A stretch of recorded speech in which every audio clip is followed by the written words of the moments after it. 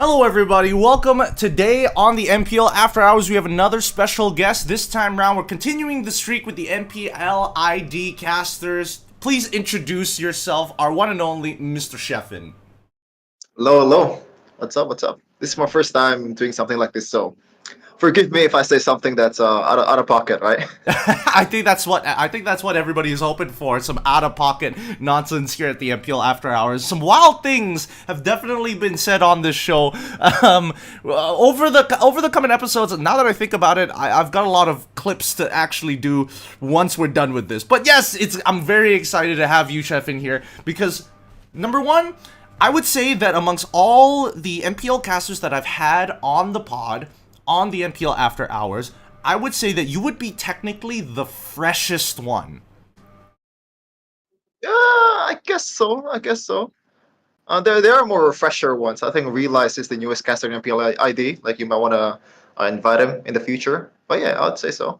Yeah, no, definitely. I'm thinking about like getting as many of the caster personalities on the show as possible, and I think even some of your fans are in the chat. The Shadow Murderer, especially, giving his props to his favorite guy. Shoutouts to y'all.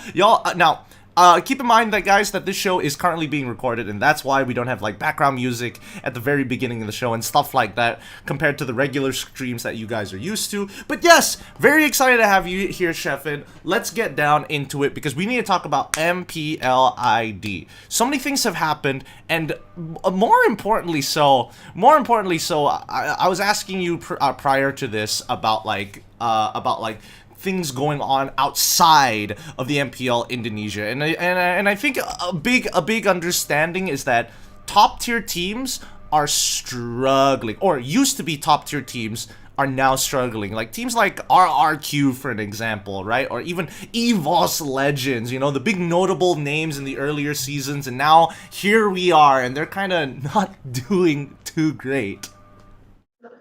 Yeah, I don't know what's that all about, man. Even Onyx right now.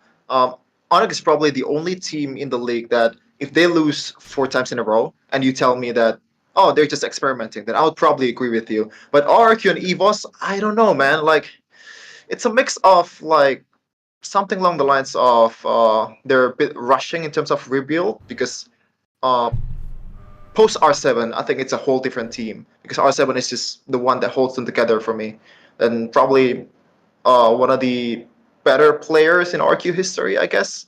One of the best for sure. Well, I mean, people will make the argument depending on like how old you are or how like kept up with the scene most people are. Some people might even argue that Lemon is by far, still in his prime. He never let that go. The man doesn't age, apparently.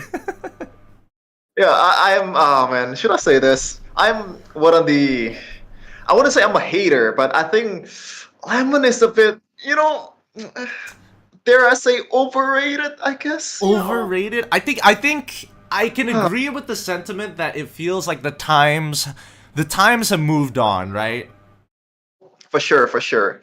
I think he's especially if he's playing the heroes that we have right now. I believe when he played Gold Lane, he didn't play Beatrix or these high mechanical heroes that needs a lot of practice. He just played those Earthal, those you know low mechanical heroes they can play. More mechanical heroes. I mean, that would be the dream because like high mechanic like teams so far. I would say Bigatron Alpha, Onyx are doing. They're in first and second place for a reason. I'm not going to argue too much about that, but I will say that with the scene and competitive scene of MPL Indonesia, would you agree that this? Would you agree with? Gani's statement that we had on the previous podcast that this is by far the most competitive season by far. By a long shot. Even after, right? Even after, I think in the middle of season, I kind of set stone on the fact that we have a big four right now. That is Alter Ego, Oh, Bigatron, Onyx, and what else is there? Aura Fire. And even right now, after this week ends, I was like, what the hell happened to Alter Ego? Why are they six right now? I thought they were better than this.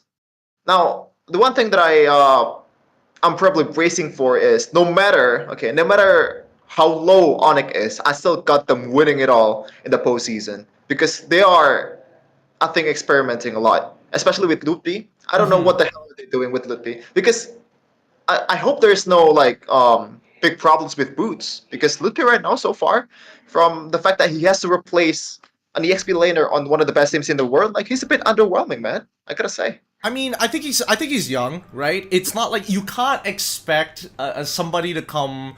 Well, actually, I can't even say that because I think MPL ID is notorious for like bringing in people's players, young rookies from your MDL, and sometimes they pop off, right? Like even Boots came from the MDL at one point. It was like, now I deserve to be on MPL, and I'm gonna stay here for a while. Yeah, man. Like, I think there are less of them in the previous season, but right now we kind of realize that we need new blood, we need fresh blood to be able to compete in the international scene. Because from what we've seen in MPLPH, the regeneration is just so fast. Like this Hmm. new team just dominates all over the place. Oh, there's this new team that came up from the amateur scene, and every one of the team got picked up by an MPL team, and they ended up being good. We're just taking a page out of MPLPH book, I guess, but I think that's just the normalcy. That should be done for ages ago. That's just the formula. I mean, I wish we could do that in Malaysia, but yeah, we're different. We like being different. I don't know why we like being different. We just are, right? I don't think there's any argument about that. But speaking of rookies, right? Which are the rookies that you are most like excited for? Because based on the general consensus that I've gotten from everybody, all the casters that I've had on the After Hours, right?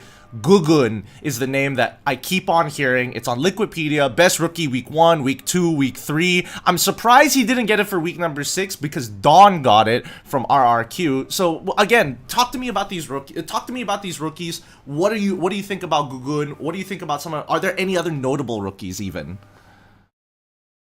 The most notable one is definitely Gugun. I think he is by far, by a long shot, the best rookie in MPL Indonesia. Might be one of the best rookie in MPL Indonesia history because how poised he is at taking objectives. Like he doesn't play like a rookie. When you see Nile played last season, there's a lot of rookie mistakes that he does. Sometimes he goes above and beyond on trying to make a Mm-hmm. play, and he's not playing fully focused on the objectives. But this time around, Gugun is just he's him, man. Like he's so patient. He's so well composed as a rookie, and I don't see any kind of emotion of reactions from his face either. It's like he's unfazed by everything that got thrown to him. And I think one of the reasons why he's been doing so well with the objectives is obviously his team is better than most of the team in MPL Indonesia, especially Iran and Yawi. They are really good at keeping the perimeter so that the opponent can really Mm-hmm. get to the objectives. That's probably Mm-hmm. one of the reasons why Kukan was I think he's still the best at taking objectives. I might have to double check that, but at one point, all right, Kyrie has been leading in a lot of seasons on objective takes. But this season alone, at one point, Gukun was better than Kyrie. Tells you Mm. this guy is different. Okay, this guy is built different. All right, I mean, we're talking about rookies. I think I do want to kind of bring this up because the team that I've been monitoring for a little bit has been Daya United Esports, right? Mainly because like the first time I've heard about Daya United Esports was from Snapdragon Pro Series last year. It was supposed to be a tier 2 tournament that eventually escalates and then becomes a tier 1 tournament later down the line, right? That's just how the SPS works. And Daya United has been there throughout this seasons and was like trying to fight for a spot to get into the tier 1 sector of the SPS. But just it fell a little bit short. Fell a little bit short compared to their other compatriots. Once we started to see, the Bigatron Alphas come into play, the Alter Egos, the Geek Fam, so on and so forth. What do you think about Dewa United, in your opinion? I think they are definitely a force to reckon. I think the best part about Teo United is they're veterans. They have Trion and also Watt. And if you watch the last game, I believe, of Teo United, when Watt was using, I believe, Claude, he was just pretty much solo carrying everyone. This has been the pattern for Teo United over the last few seasons. They've Mm-hmm. just going crazy soloing, but right now he has a better support, I guess, in Trion because Trion this season has been the most creative roamer in MPL Indonesia. He played, I think he's the first one to bring up Masha Rome in MPL, in the whole MPL, Mm-hmm. even.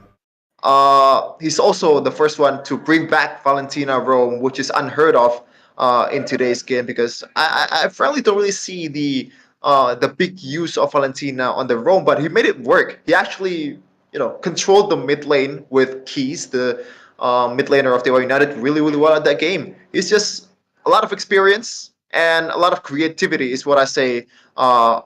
What Daya United is excellent at, especially Watt and Drian. Those are the two stars for me. I was definitely worried. Honestly, when I heard the roster reveal for Daya United and they picked up Drian, I was a little bit worried because I'm thinking like, this dude, this is the guy that I expect to go into the mid lane, right? That's what I know him for, right? I have seen Drian's career for a very long time. I've been casting for a while, so it's kind of hard to believe that as some of the Kages are growing older, and I'm surprised that Drian wanted to stay relevant by picking up Rome of all things, but seems to be doing pretty good for him, I suppose. But I would also make the argument about whether or not is this like a plateau? Are they gonna hit a plateau? Or do you think they're not there yet, they need more time? Oh, that's a hard question to answer. I guess like there it's already 7 weeks, but I don't feel like there is enough sample size yet for me to make a judgment of that. I think we just gotta wait until the end of the season to see like to gauge like how good they are. Like can they actually do well in the postseason? And as I said earlier, their power there is their creativity, and in fact, I believe Trian is my favorite player of all time. I like the guy. I like how he plays, and I like a player that can play multiple roles, even though that's not really a thing this day, not really the stuff that they're looking for from MPL team. But yeah, I don't know. It really depends on the other personnel, I gotta say, because so far Gary and Lanaya has not been the greatest jungler in MPL Indonesia. Gary is alright, Mm-hmm. and Lanaya. This is the interesting part, all right? The assassins are coming up. Because, even though I don't really believe that it's gonna shift fully towards assassin, I think we're gonna see more tank junglers and assassin in the current meta or current patch. But Lanaya is terrible at assassins, I believe. Hmm. Okay. He, Okay. I haven't really seen him at assassins as well. What else is there? Ooh. Kimura, yeah. This okay. Hmm. Kimura, this is interesting because Kimura last season in Aura was, for me at least, one of the worst performer on Aura team, even though they are the last place. This season though, he is pretty decent, I gotta say. He is definitely outperforming my expectation. So that might be the X factor that we're gonna have to see going to the later part of the season.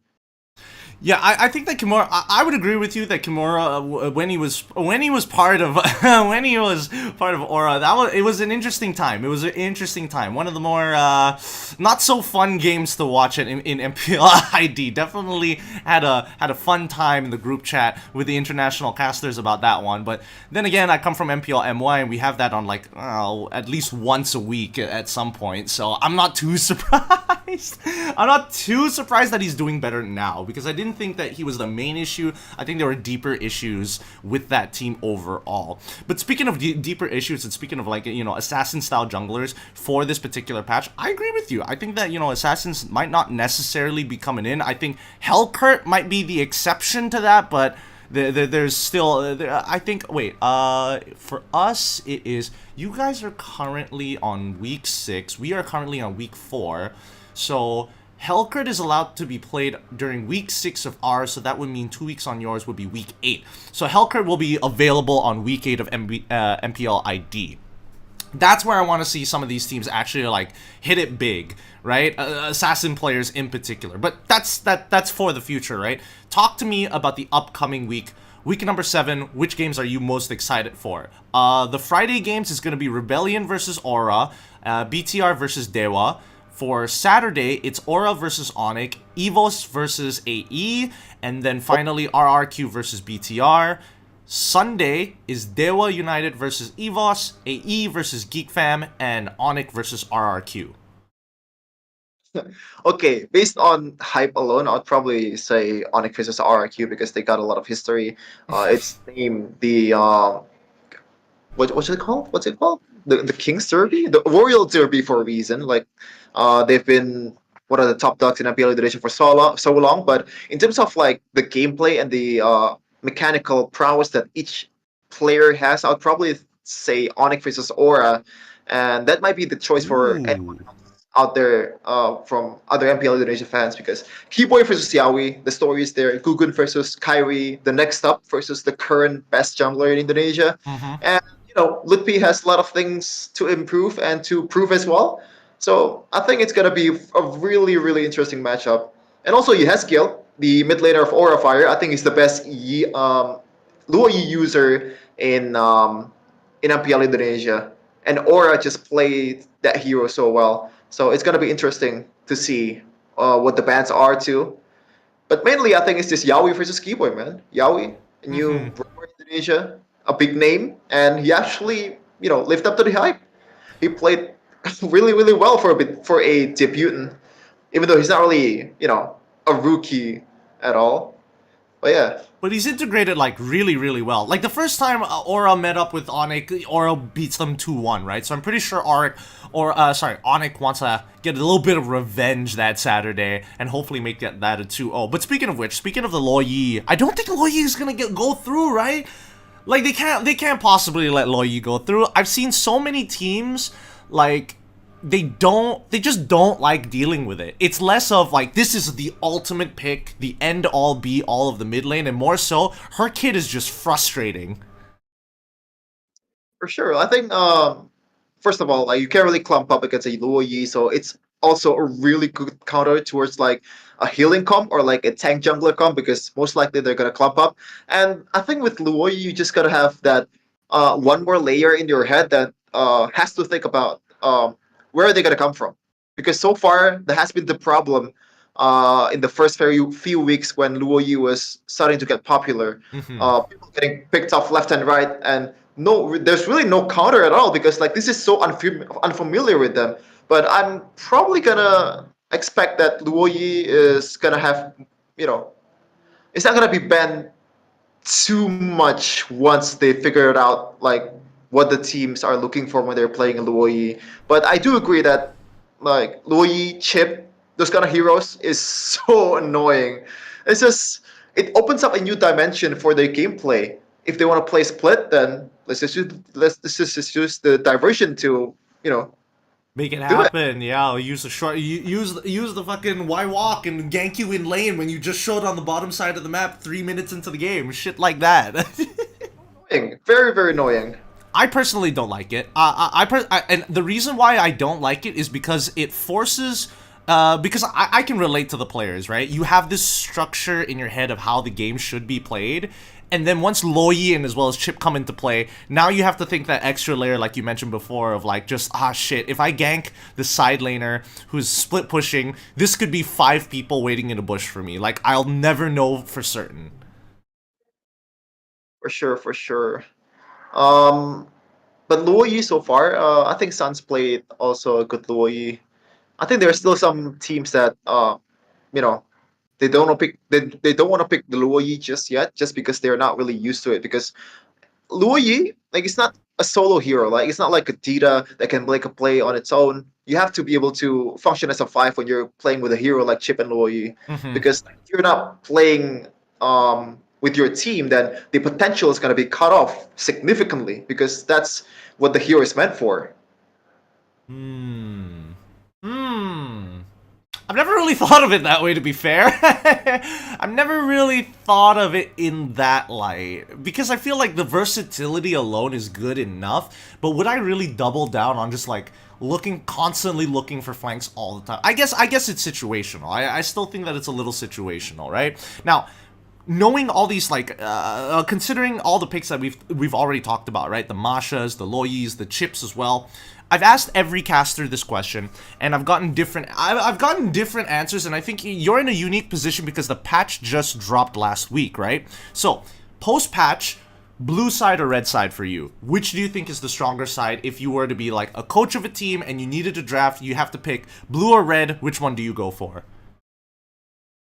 Oh man, I don't really think I have a strong take on this because I've never really thought that a patch changes the way you look at blue side and red side. So like it's more.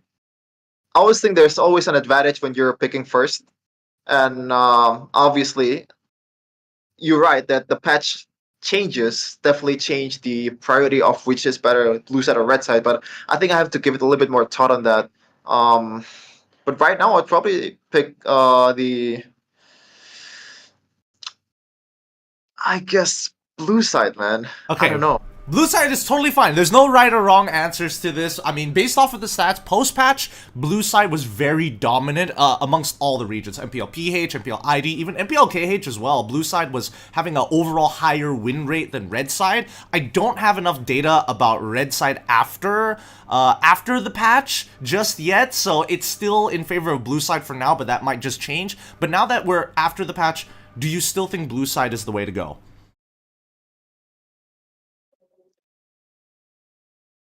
I think so. Like, I don't think. See, even though a lot of things got patched, I don't think it's a really huge patch because like the tank jungler's still there, and the heroes are pretty much, only there's just little adjustments, I guess. Even though like it's like 16-page patch, I don't think it's gonna change much. The meta is still the same. Hmm. To be fair, The like, one that's really different for me is like the gold lane. It's right now it's Harith oh, and Dawn is the prio here in Indonesia okay. or other region out there. Okay. Okay. Oh, that's interesting. That's interesting because, huh? All right. Okay. So here's my thought process. Right. I feel that post patch blue side 100%. It's just that we've kind of figured out what the meta is going to be. Teams that have clear identities or laners who are like. You pick this hero, it's basically an auto win for the lane, right? There's definitely a couple of those in the meta, of course. There's no denying that. I think that after the patch, I do think that red side might be just a tad bit stronger, right? I think the only benefit of blue side as of right now are for the teams that have a very clear identity. If they lock in, like for an example, SRG for MPL MY, they're currently at the top of the table and they are very happy to pick strong, comfortable heroes for innocent in the gold lane. Things like what was it again? Harith and as well as Roger. Roger is the big one here, and I'm surprised we don't see more Roger in MPL ID. What do you think that is? Is it people are too scared to like? Oh man, this is a lane where I have to be proactive pre-level 4. I need to find that first blood. I need to like absolutely shit on my opponent and not look to scale in the later stages, but be that finisher at the end of the day.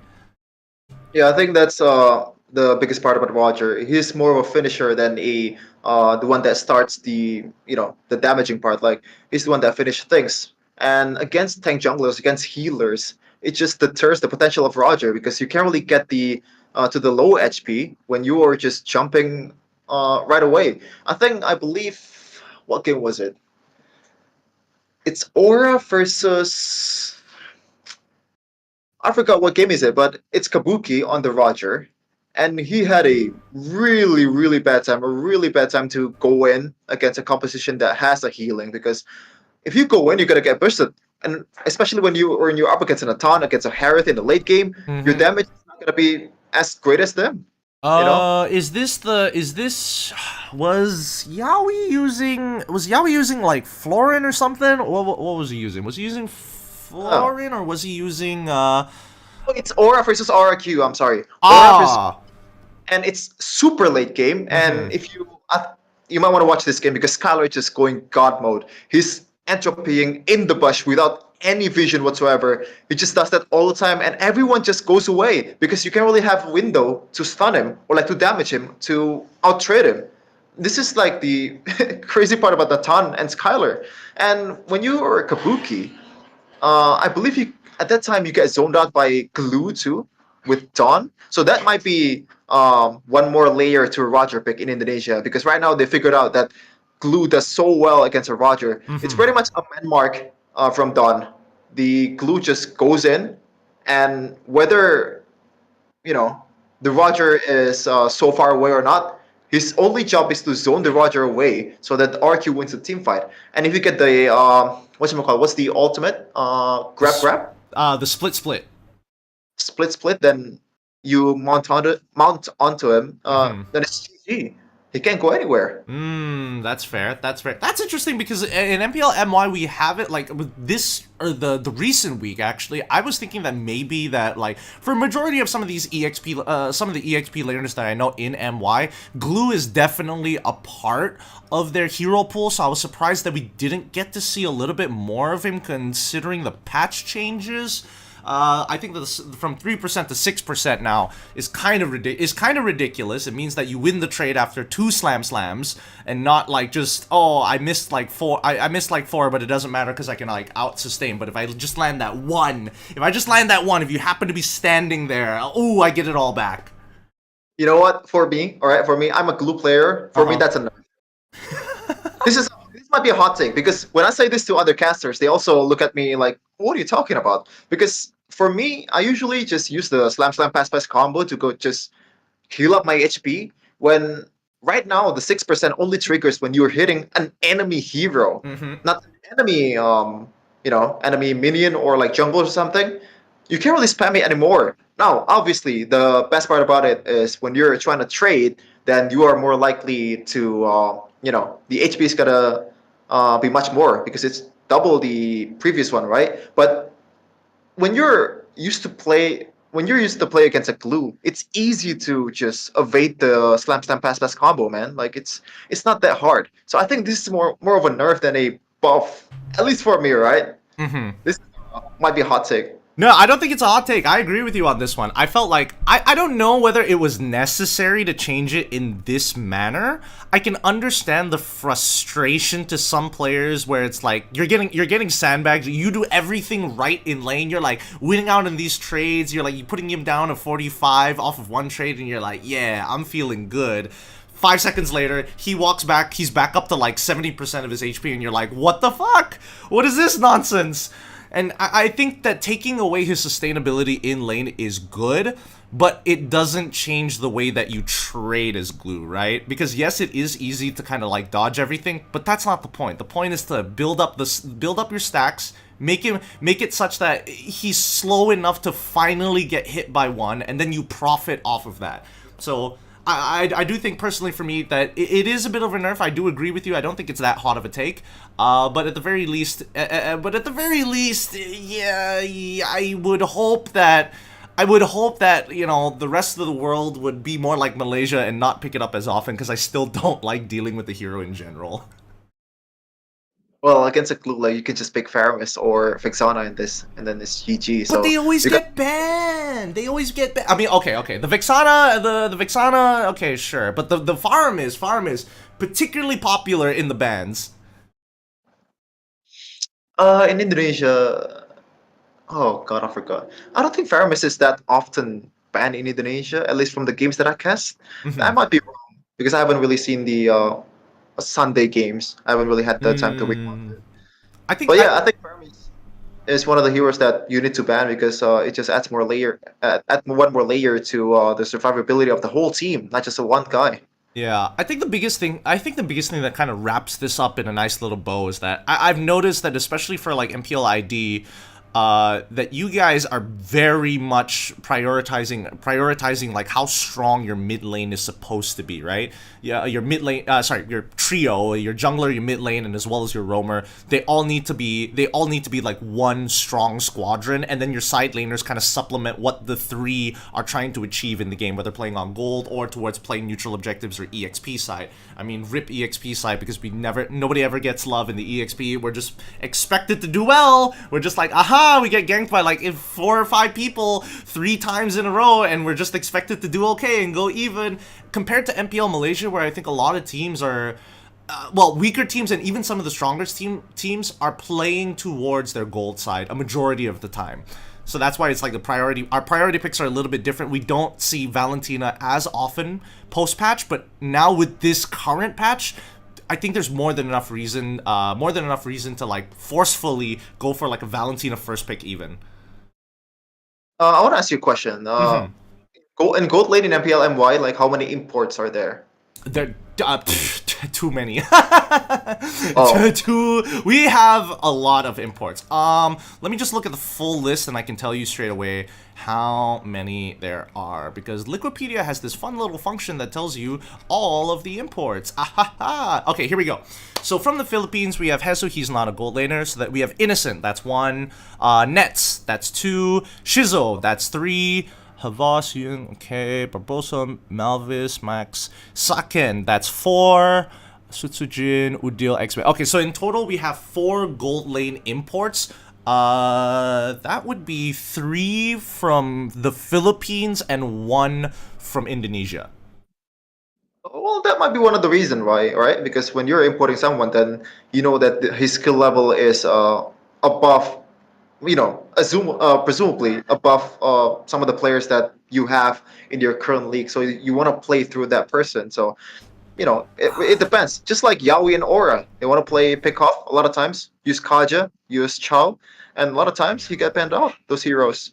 I think that's a fair assessment, but I also think that, like, for some of them, would I want to play like Innocent? I think SRG really knows how to activate Innocent with or without his like big pick. I do kind of want to see whether or not a team can punish him in the draft, but that's for like later on, right? I think they've got a lot of other things to. A lot of teams in Malaysia gotta fix a lot of other things before they can even start thinking about dealing with SRG. Nets, he's good in lane. He's decent during team fights. He definitely has some picks are better than others for sure. Shizo, I think Todak as a whole have a identity issue, so it's a little difficult to predetermine whether they want to play around Shizo or not. They play more for interactions than they play for a singular player. Saken, I think as of right now, his Roger is not very good. He's disgusting on Harith though. Oh, okay. I think one of his heroes, main heroes in MPL ID is also a Harith too. But I want to shout out to MPL MY, man. Like, as much like I don't really watch the games quite often because already full of my hands MPL Indonesia, but you guys are doing really well. The fans are so good. Well, obviously there are some incidents.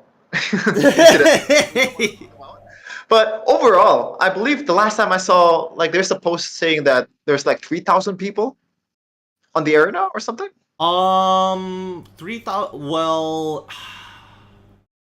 Well, I'm not gonna lie. That viewership has been doing a little bit better, depending on on certain teams for sure. But on average, it's not bad. I think it's the on ground site, right? The number of fans that we can fit on the live.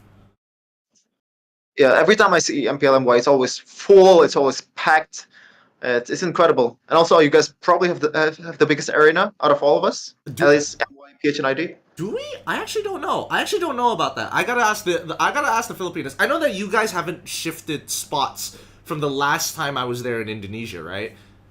So if that hasn't changed, then I know we're bigger than Indonesia.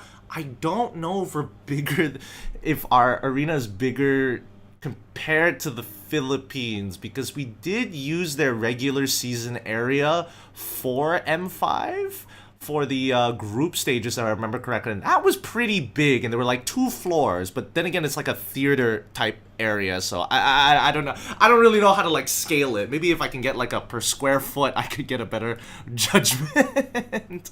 But yes, thank you. I appreciate it. We're trying to do our best. I'm giving the Malaysia the branding of we're the most entertaining region for, well, not necessarily for our gameplay all the time.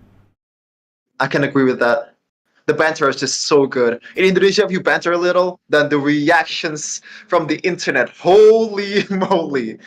Like, oh man. It's just that's why it's so rare to see players like Aran or AudioTZ because they don't wanna deal with the fans, man. They don't wanna deal with the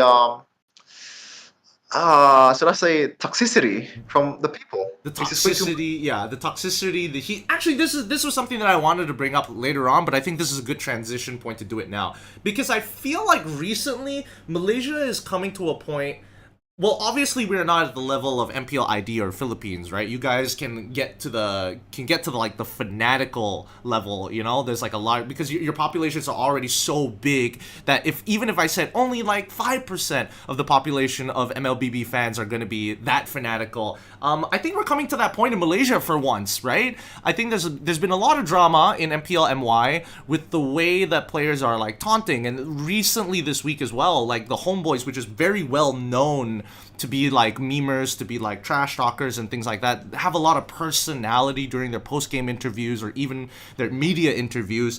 They were very tame. They were extremely tame. And it was very jarring to watch because we known this team to like talk smack and like get on your TikTok FYP after their games just because of what they said. So what for in your experience, right? I'm pretty sure you have experienced it yourself with the toxicity or like even the hate or even the heat from the fans, whether it be from Indonesia, whether it be from like Malaysia or the Philippines. How do you do? Would you want to deal with that? Like, if you were a player, is it worthwhile? Um, for me, like I think the mindset is just to not care unless you're not doing something morally wrong. I think it's all right to do it. And for me, from my experience, all right, I've experienced some level of hate, even though not to the point of MPLD players like Audi TZ. I think it's after a while it's manageable. So you know, more traffic, more fame, and that equals more money. I'm sorry to think like kind of like a capitalist, but this is how it is, man. Like I know. I think it's worth it. It's worth it. Okay, how do you specifically deal with it, right? Like how do you manage it? Like ODTC is not it's not there, he's not gonna walk in out in the open and just got jumped on by RQ fans or something, right? Yeah, There's no way. that's true. It's only online, so if you can manage what you see and what goes through your mind, then I think it's all right. And I think Okay. they're doing a great job at it. All right, all right. I think that's fair. I think that's a fair assessment. I think that, like, all exposure is still decent exposure, especially when you're in this space. If it's free interaction, hey, I could sell it to a potential sponsor and they'll be happy with it, right? Capitalist mindset in play. Do you want me to elaborate my experience with the Filipinos? Please do, please do. Like, share, give us your insight because even I have received hate. I think we are in the what did I call it again? I had a term for it. Well, Oh, you've got the medal, the death threat medal. yeah. I'm happy about it. Well, not really. Wait, for you, it's more of a misunderstanding. Like I don't see why people are so mad about that. Like, why would a caster say that the players are cheating out in the open? You're not supposed to do that. Like, why would you take it face value? Like, what the hell, man? I think that's on the fans' part. But for me, all right, for me, I think I do not regret. I do not regret what I said. It's just the way I said it. I believe I Mm. said like you can say all the bad things in the world to me. Like that kind of implies that I want toxicity on my end, and I think a professional shouldn't do that. Like if I were to redo it again, then I would change that part. But after that, it's interesting. I think I said this to Mirko as well. Getting hated online for doing something that's not morally wrong or like wrong, from like it's not legally wrong. It's an experience. Not many people experience it. So why not just you know try to take something out of it and just enjoy that that experience. Now I do agree that obviously it's not a fun experience, but it is experience nonetheless. And I believe right now, if people were to be toxic to me, I would be much less unfazed than I was like 6 months ago. It's a Oh. really worthwhile experience, at least for me, right? Okay. Oh, I'm guessing that you had some form of like a takeaway, right? A takeaway from the experience itself. My personal takeaway from it was like, honestly, I didn't get much of a takeaway, to be fair. I didn't really have to clear myself up. It's not like I had to do an apology video or anything of that sort. It was just like it's very clearly even the people who are hating on me were very divided on what the problem was in the first place. So I was a little less. I think mine was a little more tame in comparison to like to yours, for an example, or even like Arashi's. Oh man. Orashi's one is kind of different too. Like he's pretty misunderstood by people. Like the last thing they guy want to do is to have beef with someone. He doesn't care at all. But for me, like like what kind of takeaway here are we talking about? So because you were mentioning that like it's an experience that you needed to go through. I'm assuming that you learned something along the way that kind of like changed, like got you into that mindset of like, actually this is not that bad, right? Because I'm assuming that 6 months when it happened initially, it's kind of jarring. You're like, oh, what the fuck? I'm getting more DMs than I've ever expected. My phone won't stop like blowing up. It's a little annoying, and it's a pretty scary experience. I don't think I have a takeaway that I don't really know beforehand. Like it's there's no like how do I say? There's no new information that I learned from it. I know like what's the level of toxicity that I'm gonna get if I do this, or like how people will respond is also something that I kind of expected as well. But for me, the biggest benefit that I got is that part where I'm not really unfazed with toxicity. I think for me, all right, criticism is more, you know, in a way, it hurts a little bit more than those kind of toxicity, because when you're being criticized, you know you're doing something wrong. But Mm-hmm. when I'm getting that toxicity from these people, like I don't think I'm doing anything wrong. You know, I see. I see. How long have you been casting from like day one up till now? What's the duration of this? And it doesn't necessarily have to be like if you were casting other games, you don't have to talk about those other games, but include that time as well. okay, believe me or not, before MPL Indonesia, I have zero experience in professional casting, right? Semi amateur casting, like I haven't been there. The only thing that I cast was like a campus tournament, and I didn't really take it seriously. I'm just, yapping or anything like that on the broadcast. I don't really take it seriously. I don't know what play by play was. Like, I don't know if I should analyze or something like that. Though, so before MPL Indonesia, it's almost zero experience. That's why until this day, the only time I've rewatched my first ever cast was the night after I casted that day. Because every time I watch it, I cringe to my oh man. Yeah. I wish that video got deleted off YouTube because that is so embarrassing. Oh god. I think that's like every caster's experience. Like that very first cast, we wish it would disappear. I don't know if mine is still out there. I think it might. There might be a clip of it, but I don't think the entire VOD is there anymore. Because Garena eventually, died off, and they took their content alongside with them. So I'm like, okay, whatever, sure. But if I dig hard enough, I'm pretty sure I'll find it. But tell me the origin story, right, Cheffin? Everybody's got an origin story. This is yours. This is your moment. Tell me, what if we were to shoot a documentary, the Cheffen movie, the Cheffen documentary, how would it begin? This is also your kind of your story too, Gideon, because believe it Oh? or not, you didn't say it to me directly, but you were the one that convinced me that I can pursue this. So let's just Huh? Explain. I need a frame of reference. What? Huh?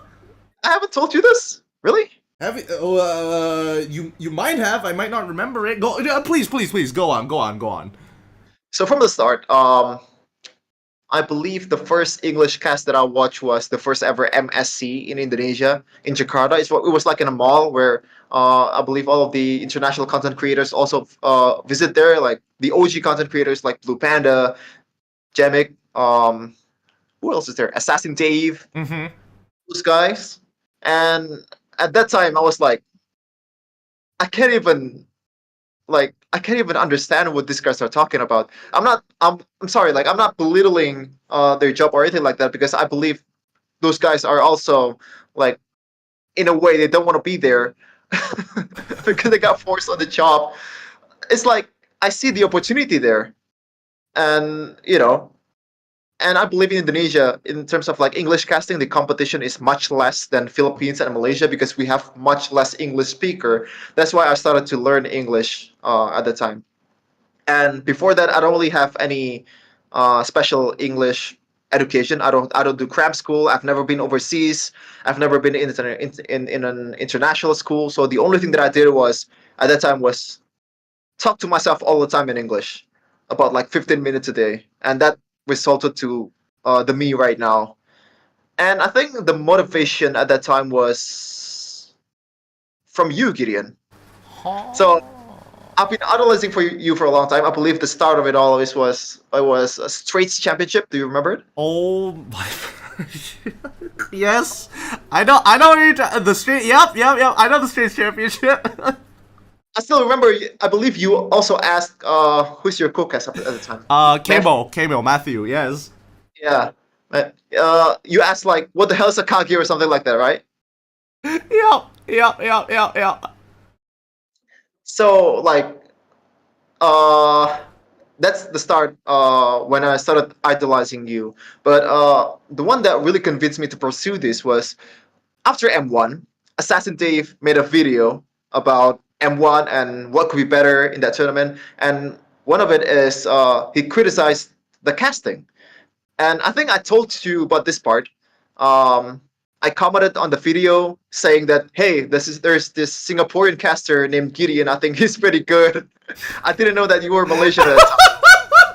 So months later, I got a reply on that comment that said, "You made my day," and all of that stuff. I was like, "What the hell is this guy talking about?" Then I see the username. Holy shit! It's Gideon Q. So you said something along the lines of like, this is the first time you've been recognized or like being referred to by your stage name in a YouTube comment or something. So that got me thinking, oh, there's not much attention to this English casting, doesn't it? And at that time, Mobile Legends was, were starting to rise up, especially in Indonesia. So, I started kind of practicing at that time and got in touch with the English casters in Indonesia a little bit, especially Mirko. Goni Irashi, it turned out not really because like she has so many followers. I don't think I don't think she would reply if I were to DM her, so it's not on her part. But yeah, that's the motivation. Then the start to the professional casting was there's this caster hunter, I believe. I forgot what the name of the Cast the competition. search or something like that, right? Caster search or something like that. But do you know Coleus, Gideon? Yes, I met Kolios. One of the judges of that competition was Coleus. And even though it's not really stated on the rule, I do think that you're not really allowed to submit an English casting. But you know what? I don't care. The only thing that I really care about is Coleus has to watch this video that I made about me casting English. Because I know at that time MPL ID also needs English casters as well. They're kind of desperate. That's why I got I got accepted because they are very desperate. Oh. They don't really have other candidates out there. So I applied to that. I got to the top 20, and I think I ended up on ninth. But it doesn't matter because all I want is to tell Coleus that I want to be an MPL caster. And Coleus got me to through this Mineski guy that's also in MPL at that time. His name is Paran, who is my manager right now. He got me to MPL. Oh my Uh, god. that's about it. Dude, that But story is fucking crazy. I mean, every name that you have mentioned, I have met this person. I've met Farhan. I know exactly what that man is up to in his goddamn sticker business during M4. I still remember. when I discovered that sticker business, I was like, holy hell! Like this person is not what I thought he was. I thought the exact same thing. Farhan is a cool guy. I eventually met Kolios during like SPS, and that's when we kind of like related with each other because we're both old. We've been in this industry for a while, so it was interesting to see his perspective from early on MPL ID to where it is now, and my perspective from like MPL MY to how it is now. I did not know that at all. I remember the comment. I remember you mentioning that comment, and I remember Assassin Dave bringing up that video, and I was poking fun at him at M4 because of it. Man, there are more stories to that as well because the for me the three most important people in my casting career is you, Coleus, and Mirko. Mirko is pretty much who got me to MPL. Mhm. the one who convinced the MPL, hey, this is the guy that I've been practicing for a long time. That got me to MPL pretty much. And at that time, before I got into MPL, I was like, this is like 1 month before MPL, right? So Mirko told me that I'm going to be in MPL next season. At least I believe I remember it that way.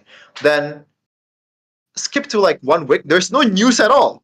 Like what the hell? Why am I not notified about anything? Like anything? Then I was starting to lose hope. All right.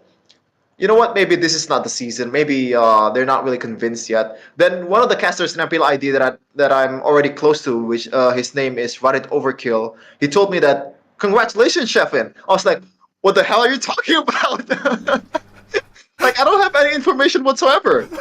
Then I asked him a bit more. Then apparently my name is already on the like the schedules and all that stuff. I was at that time I was pretty convinced that I'm gonna end up in MPL. But then 1 or 2 weeks later, there's no more info again. I was like, if there's me on the schedule, if there's not my name on the schedule, surely you guys have to notify me, right? But they didn't. Then I asked Mirko right away on Discord, hey man, like, so I heard this from Radit or something like that, that I'm gonna be in MPL. Then he finally, pretty much confirmed to me that I am going to be in the NPL. So a lot of roller coasters in that previous month of casting NPL. But I think the the weirdest part about it is, Cynthia, right? Mm-hmm. Yeah. When she messaged me the first time, there is no like confirmation. There is no, hey, are you fine with this? Hey, are you up to this? Hey, like, do you agree with this? There's nothing like that. It's just, this is the schedule. This is your rate, and you start this day. I was like, bro, where's my say onto this? Like, I'm not complaining, but aren't there more procedures before this? It's kind of weird. Yeah, no, I feel for you. Honestly, I would rather be in your position compared to how I started out, because when I started out, they're like, okay, what's your asking price? I'm like, what's an asking price? I don't know any of these things, so like I would have liked to know what my fixed rate was supposed to be, and then discover what it's supposed to be later down the line, because at least I get my 1 foot through the door, and then afterwards I'll figure it out from then on.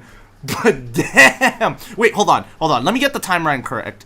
So when you joined the MPL ID, was it along the same batch as Gani, or was this afterwards?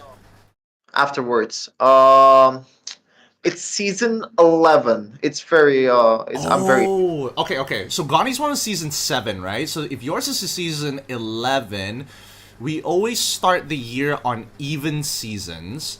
So that would mean four seasons afterwards, 2 years after Gani. 2 years after Gani, 11 would be the second half, so 10 would be the start of the season, so roughly 2021. If I do the math, my mental maths, I'm just lazy to do it, but I'm just gonna make a hypothesis. I'm gonna guess that it's like 2021, around there. That sounds like, it feels like it's about right, like maybe 2022, like towards the middle. 2022 middle, I think, all right, because this is season 13. Then I showed it season 11, so it's not more than 2 years. Okay, so it's not, okay, yeah. It would be 1.5. Okay, yeah. So my rough mental maths is not too far off. The margin of error wasn't too far. If I said 2017, I'll be like way off the scale at that point. But oh boy, thank God I just did a little bit there. Interesting. That's so interesting. It's crazy to see how all of our fucking like timelines, like when you take a step back and you see all the timelines of the casters kind of coming up to be where they are, where the intersection points are. Yeah. Oh man, it's for me it's also an interesting journey, I guess, because like I'm not really convinced too much like on going like full on this, like investing all of my time on this at the start of casting MPL, because at that time I was really bad. I was really worried that I'm gonna get cut, but apparently in my third week that was my biggest improvement was Mirko pretty much told me that, hey, you did a great job, but you know it's still bad compared to compared to you all. Look, everybody's got to start somewhere, right? We all need our time to kind of like grow and develop. I do not have any experience whatsoever before I start. All right. Hey man, that's how all shoutcasters. It feels like all shoutcasters that I've talked to, we all start the same way, where we get thrown into the deep end, and you're like, it's either you sink or swim. That's it. See, that might be the same for all the casters, but I joined in MPL season 11 when the standards are already Mirko. All right, Mirko ruined the fucking standard. All right, he made it hard for people to join MPL ID. Yeah, fucking bitch ass miracle. Ah, It's all his goddamn. It's always his goddamn fault. It's always Mirko's goddamn fault. You know, man. Speaking of which, I do want to ask you. I mean, you've already kind of touched upon it, right? Where you see you take well. I would assume that you look at shoutcasting well, not specifically towards MLBB, but shoutcasting in general as like a side thing. This is not like a forever thing. And I've asked I've always asked this question to a shoutcaster, especially newer casters. Where do you see yourself in this shoutcasting space? Like, how long? What is your timeline of how long you're going to be able to do this? for me, as long as I can, and my plan right now is to try to join the sports commentating industry because I feel like that's Oh. also where my passion is. I really love basketball. I've been asking a lot of things about, hey, can I, how to, is there an audition for the Indonesian League basketball commentator or something like that? That's where I'm trying to go. So it's not really just esports. I just want to be a shoutcaster in all these other part, I guess, especially sports. Oh, that's interesting. This is the first time I'm hearing somebody wants to go into like the traditional commentary. Wait, actually, bigger question, side tangent. There's a basketball league in Indonesia? I didn't think that. I thought Indonesia was like a football nation. Well, of course, but just like Malaysia, there is basketball league there, right?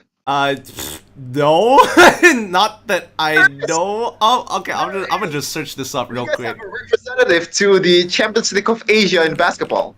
So of course there is, but it's not really that it's not really that popular in Indonesia either. It's like sixth most popular sport in Indonesia, but it still has a lot of following, I guess. And I think the NBA, the US Basketball League, is also trying to spread its wings to Indonesian market. So I want to be one of the guys that like a panelist in on NBA Indonesia things. Okay, okay. I'm learning a lot of things. I'm learning that apparently basketball not exactly the top tier, not top tier, but you guys have a league. I'm learning that Malaysia apparently has it. We have Johor Tigers, Penang. We have state teams. I didn't even know that. I had no clue about this, right? It just shows how much I'm in my little bubble of esports, that these traditional sporty events, the touching grass kind of things, are completely out of my mind. Okay. So what is the ultimate goal for you, right? Is that the ultimate goal? Like, what are you gonna do? I mean, commentary is a limited amount of time. I tell this to all the people that I teach, all the people who want to get into this industry, that like when you are doing commentary, something could happen, you could lose your voice, and that's just the end of it, right? If not for shoutcasting, what would be the ultimate end goal for you? What would that life look like with and without? This is this is gonna sound so like irresponsible, I guess, but like I haven't really thought about it that long. I'm just focusing on my current goal right now, which is to get into sports commentating. But I guess like if I were to not be a caster anymore or a commentator, or can I use my voice anymore, just try to do some entrepreneurship. But I don't really know like what exact direction I'm going to. That's still a question that's on my head. So I'm sorry for Hmm. this, a bad answer, but No, no, no, no, no. You don't have to apologize for that. The follow up question to this is, how old are you? 24. That explains it. Who the fuck knows what we're supposed to be doing at 24, man? Okay, okay. How old do you think I was right now with this face? with this face, I would have probably said like 25, 25 around there. I feel like you've matured a little bit from like the very first time that I've seen you compared to how I see you now. If I were to guess then, I probably would have given you like 24 still. Mm. Pretty on point because like some of the casters in Indonesia, the first time they met me, they told me I look 27 or 28. I think that's the height. I think it's the height. Uh maybe. No, for sure, because when people meet you for the very first time, people can't see this, but you're freakishly tall. You are a lot taller than what people expect. Really? How Yeah. about you? Shorter than you. Well, that's because I'm okay. Here is the standard for context. For context, the standard amongst Asians is that we usually don't touch the 6 foot line, right? 6 foot is like a blessing if as an Asian. So for me and Cheffen, we're touching it. We're touching it, but we're not like 6'5", we're not 6'6", we're not the basketball level players of height, but we're clearly taller than our peers. I'm like 5'11". How That's tall are you? Like, are you like exactly 6 feet? I'm 6 foot, right on the mark.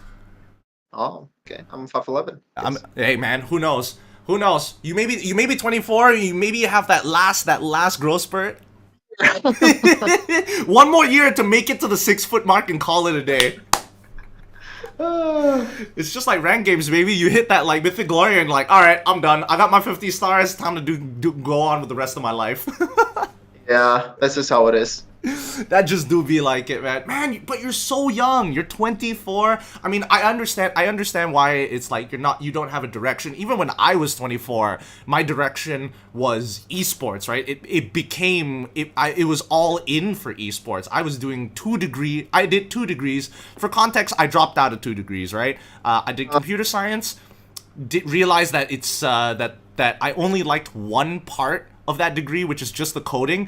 Everything else I just didn't give a shit about. I didn't care about servers. I didn't care about databases. I really don't care about the mathematics involved in it. I hated everything else but the coding. Java, down for it. C++, ooh, real fun. C#, love it. Bootstrap, I'll do it any other day, right? I dropped that degree, and then I went into a mass communications degree. And I did a mass communications degree with a major in advertising specifically. So yeah, I dropped that degree because I thought esports is the way, and I'm gonna go all in. See, I am kinda in the same boat as you because like for me, uh in my education career, right? I've never really this is kind of a hard topic, but you know what? Who cares? Hmm. I also dropped out of a from university. Hmm. In fact, it's the hardest university to get into in Indonesia. So it makes it a bit more like There's it, pressure. yeah, the pressure, man. Like because when I got to the university, I got to with 4 of my classmates. We actually rented a house too, and 4 of them they got the degree, and most of them get a is it called we call it cum laude here in Indonesia. Oh, it's called an honor student essentially. Yeah.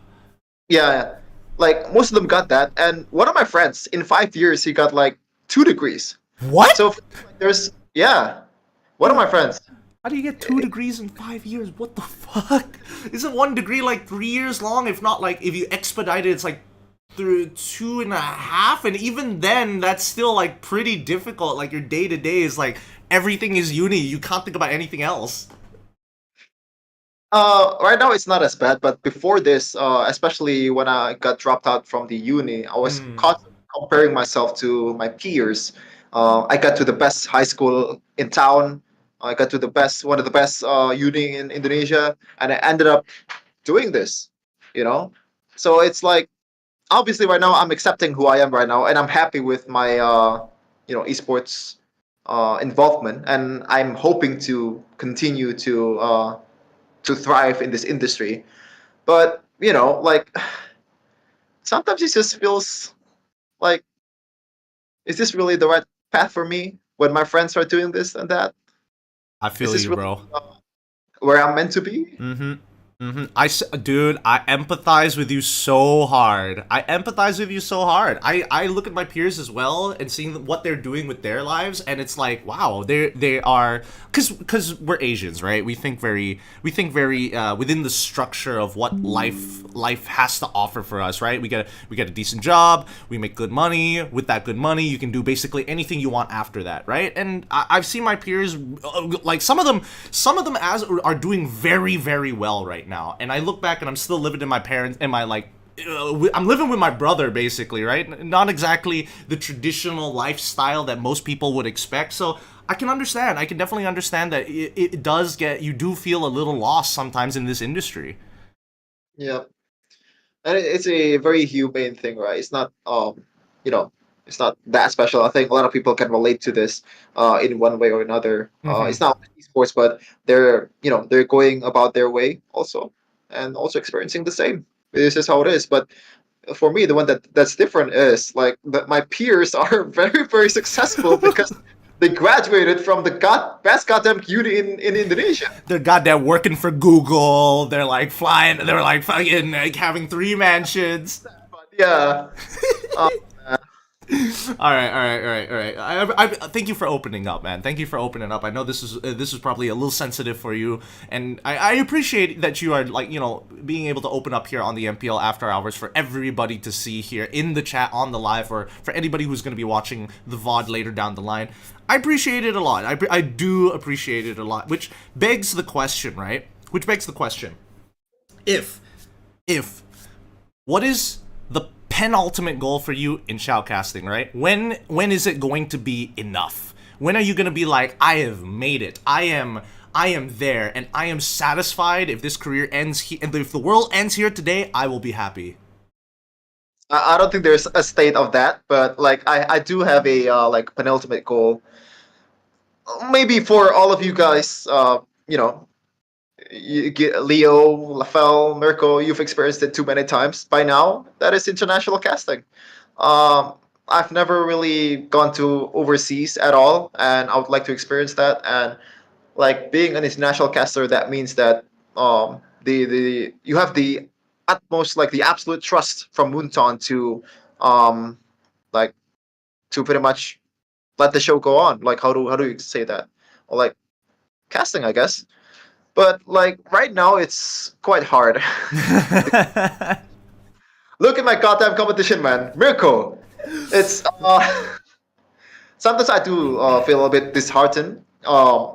By like this is not me exaggerating how hard it is, but I feel like no matter how much hours I put in, no matter how many times I practice, and how devoted I am to shoutcasting, I don't think I'll be able to surpass some of you guys.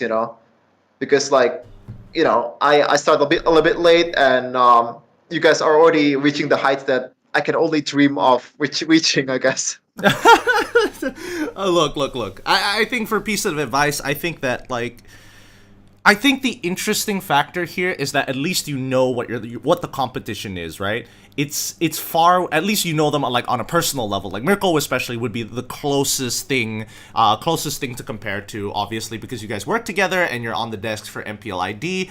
I think that even though that you started late doesn't mean that you don't have that opportunity to make it to the international. And I will tell you this ahead of time. You're gonna feel good when you get that international. As soon as that international is over, you're gonna be like, what the fuck am I doing with my life? What do I do now? That's a big if though. Like I don't know about that. But I'm telling you, it's like if you don't experience for yourself, I'll tell you ahead of time. That's what it's gonna feel like, because being on an international feels like it's this. It feels like it's like this fantasy dream of like Munton trusts you with the show. They trust you being the face of the show.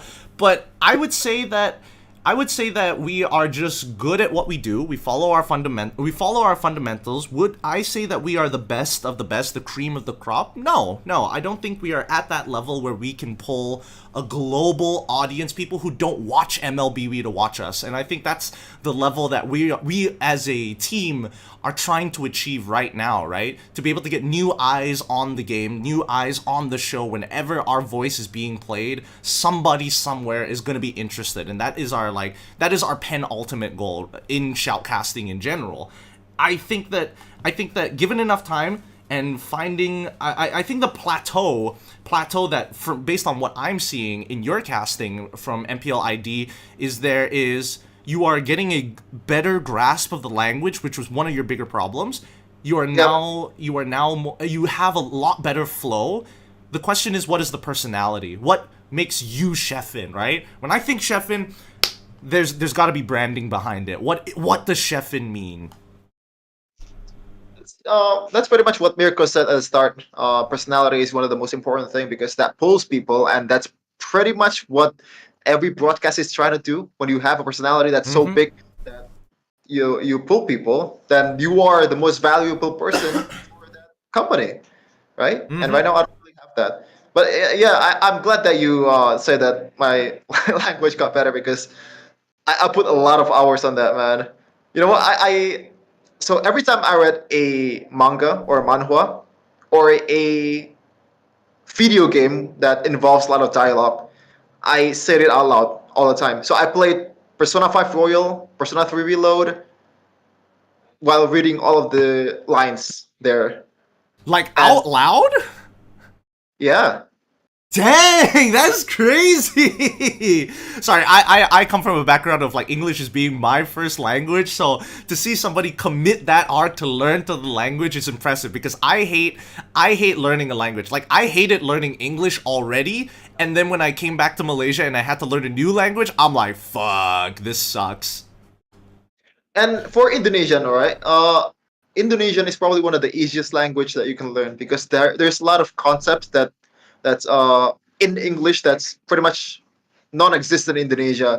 If there's like a plural form, we just repeat the word, or there's no past tense or like present tense and all that stuff. There is no a school of something or like a pack of something. We just it's a really simple language, and if you pretty much mess up the grammar, you're still understood. So the concept of English, the concepts that exist in English are very new to Indonesian. That's why Indonesian sucks at English. I think that's one of my theory. And one of the biggest problem for me is I don't have the environment to learn English. There's literally no one speaking English in my area. So I thought, right, the most important part about learning a language is environment and dedication. Environment as in input and output has to be the language that you're trying to learn. And when you don't have the input, you you replace it with like YouTube or like audiobook and all that stuff, and the output you just talk to yourself, I guess. It's I think it's a very tiring journey for me too, because like I don't have the I've never been to international schools like my bros and my sis in the casting desk. So it's hard. Dude. So I'm glad that you say that it's improving. Yeah, no. It's incredible. It's incredible. My mom was an English teacher, and she would, like, in our time in Bangladesh, she would teach English to a lot of like the expats there, right? To like Korean people who don't know English at all, and they need to communicate in English to like get their kid into this international school and things like that. So it's a crazy journey to see. Once again, thank you so much, Cheffen. Thank you so much, Cheffen, for like opening up about like everything that you've told us here today. And I think I'm not gonna lie, I feel like there are great things coming for you in the future. I think that if you keep going in the direction that you are now with the mindset that you have, just a little bit more grinding, and I think you'll get over that next hill. Before we end off the show, there's two things that we got to do, of course. I got very enthralled in it, so I forgot to do it entirely. But we got to bring up our sponsors of the MPL After Hours that I hope that isn't true, and maybe one day a real sponsor would eventually take its place. We want to give a big shout out to Testadine Straws. Now, you're probably wondering, Testadine Straws, what is this? Everybody knows plastic straws hurt the environment, right? Plastic straws really clog up our ecosystem. But there's one thing that plastic straws do better than everything else, and that's to say fuck you to turtles. Right, Cheffen? Obviously, when you buy this straw, like it guarantees a single kill to a single turtle on the sea. So it's designed to throw into the ocean. If you're fed up with the paper straws or all these things that got pushed to you by the activists, you just want to say fuck the environment, then use this Testadine straws. Obviously, it is not sanctioned by PETA, hence it's legal here in Southeast Asia. And the promo code Gideon, you get 10% off your first purchase with the code in all caps KYISTURTS. Oh, 10% off if I type in KYS Turks? Okay, that makes so much sense, man. Guarantee your kill. Get a confirmed kill like that mode in Call of Duty. I think it's called confirmed kills, where you have to pick up dog tags with the Testadine straws. Say no to paper straws. Say no to PETA. Fuck those turtles. But also, we got one more sponsor in for you guys. A bit of a banger. We're sponsored by WikiFeet. Not actually, but they are a very real website, so I have to be careful with this one. For feet lovers, by feet lovers. Yep. What do you have to fit with society when you can fit with us? Introducing WikiFit, a safe space for all the feeders, free from prejudice. It is designed for all the fit lovers out there. A place to appreciate and adore all of the fits that. Oh my god, I can't get it. Like, this is so hard. It's hard to keep a straight face, but we gotta make sure that WikiFeet gets their shout out. Make sure to check out their gift store. They got hoodies, they got mugs. Me and Cheffen just learned about this like 10 minutes ago before the show. I didn't know they had a gift store, and not to forget, of course, Feet of the Year. Give your hands up for Nilay Kafir. I don't know how to pronounce this name, and neither do I know this person. But apparently, she has the Feed of the Year. That's where it's at. Thank you so much to WikiFeed and Testadine Straws for sponsoring the show and the MPL After Hours. Cheffen, that is gonna be it for us. I know we're a bit of a time crunch. Oh, should we just do it right now? Should you forget? We can do it right. Okay, hold on. Please tell us, Cheffen, where we can find you. Let me just close out the recording and then we can do it. Oh, like that. Okay. So wait, do you not want to do it? Like in this stream, or we're gonna do it in this stream. It's just that the podcast is currently like recording right now, so I gotta make sure to like stop the recording at the right time so that I can save memory on my PC. If you wanna reach me out, then my only social media right now is probably my Instagram and TikTok. It's at Cheffen, Cheffihn. It's a weird spelling, but that's what I went with. So that's about it, I guess. That's the only thing that I have right now. Hey man, if everybody wants to check out this guy to see how this man cooks, check out MPL ID, go to his social medias, give this guy a follow, give this man some love. There's a lot of great things coming out. With that being said, we're going to be closing out this show. I'm going to be closing out this recording here. We're going to be answering the Q&A, and we're also going to do a bit of content for Cheffin's side. Hopefully we can blow through that fast because I know that we are in a bit of a time crunch on Cheffin's side. So thank you so much. I appreciate those. I'm going to stop the recording right here. Okay, with that being said, for those of you on the live, you guys get the benefit of actually asking questions to our guests. I let you guys know who the guest is ahead of time on our Discord. You can quickly hop on down to the description where you can see the link tree there, or even just click straight into the Discord link to ask these questions directly, and we will answer them accordingly. Do you want to go into the Q&A first, or would you like to do the content first? Let's just Q&A first. I think people care more about that. I think, you know what? I am going to go with a different angle. I think let's do the content first because I think that's important for you. I don't know how many of these questions, because I didn't vet the questions, unfortunately. So I don't know how long it's going to take to blow through it, and I know you got to go in about like 22 minutes or so. So I want to make sure that at least you get your content down. If it goes past 9, then it's alright. Like, it's not that long, isn't it? So like what we're doing right now here is we want to draft a team. All right. So the catch is we're not allowed to pick a player from Southeast Asia. All right. So we're gonna do just like Mobile Legends draft. 1 pick from me, then 2 two, two, two, two, one. Two. Okay, yeah. 1, 2. Okay, okay, okay. I see. I see how it is. I see how it is. I got you. I got you. Now it doesn't have to be a current player. This might be a player of the past that, oh my god, this guy plays so good in this tournament, and you put him there. Or maybe you just met the guy and he's a good guy and you're just going by vibes. By vibes. Okay, okay, okay, okay. Wait a minute. I gotta think about this for a second. Okay. You know what? I'll let you have blue side to go with the first pick, so that at least if it does clash, I can immediately start thinking of a second one. Okay, so we're gonna elaborate it a little, but not too much, all right? Okay. So Okay. my first pick for the mid lane, I'm going with Rosa from oh shit, Fireflux Impunity, right? In M5.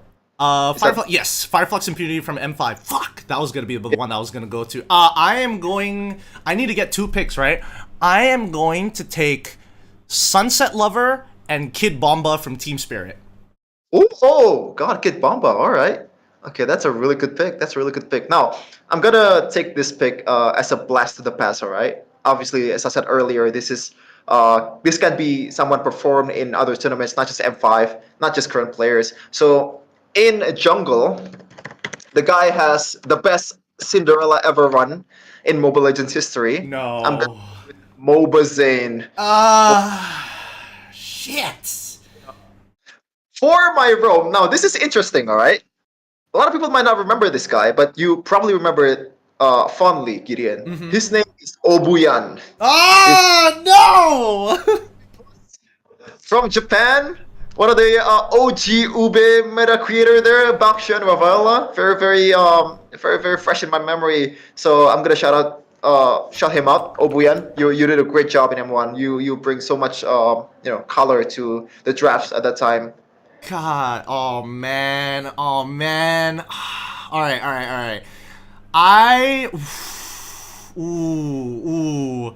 Let me think about this for a moment. I want. I gotta Oh no. figure out a gold laner. I gotta figure out a roamer, and I gotta figure out a jungler. So I think, for me, I'm gonna take King from MPL Latam. King from RRQ Akira as my jungler. I think he has a lot of potential inside of him and nobody is able to bring it out of him. Like, he needs some time in Asia before he really gets to that 100%, that full send it. Rome. Maybe I shouldn't go. Maybe I shouldn't. I've already taken EXP. I still need a gold laner. I can't take an M1 gold laner because technically gold lane wasn't necessarily a thing. All right. It's all right. Just put him there. Just throw him in and then hope for the best. Yeah, of course. I'll That's tell what I'm planning to. You know what? I'll tell you what. I'm gonna go for gold laner. I want Zia as my gold laner. Sure. Dang, this is actually so tough. Wait, that means, okay.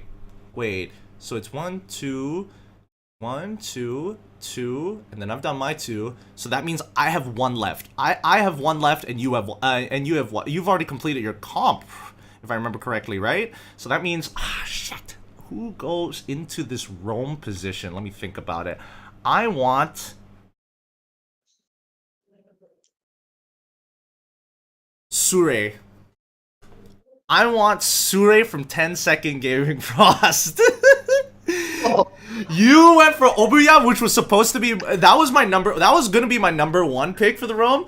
But then I Really? was like, yeah, that was my number 1 pick for the roam because I've had a chat with 10-second Gaming Frost, right? And all of these guys are very intelligent about the game. The way that they look at the game is surreal because they are taking it. I felt like they took it so seriously for such a short period of time to prepare. If it isn't Sure, then what was his name? It's not coming to me. Wait, let me just pull up Liquipedia and quickly type this in. I remember what team. Maro. Maro was my other option. I was debating between Maro, which is a little bit more relevant now in the earlier stages because he's still playing actively for Twisted Minds, or it was gonna be Sure. Okay. Okay. Okay. Good choice. Good choice. Okay. So I'm left with gold and EXP, right? Mm-hmm. For EXP, this is a no-brainer. One of the best players in North America, and arguably the best player there right now. It is fried chicken on the XP lane. Ooh. It's a no-brainer, and this one is a bit different. I'm not going for like, oh, this guy has great skills or anything like that. But on gold, I'm gonna go with an M1 representative from NA2. It's Gosu General. You're gonna go with Gosu General? God damn. Okay. Not the greatest player there, but is one of the founding father of the NA scene. So there's a lot of credit to that.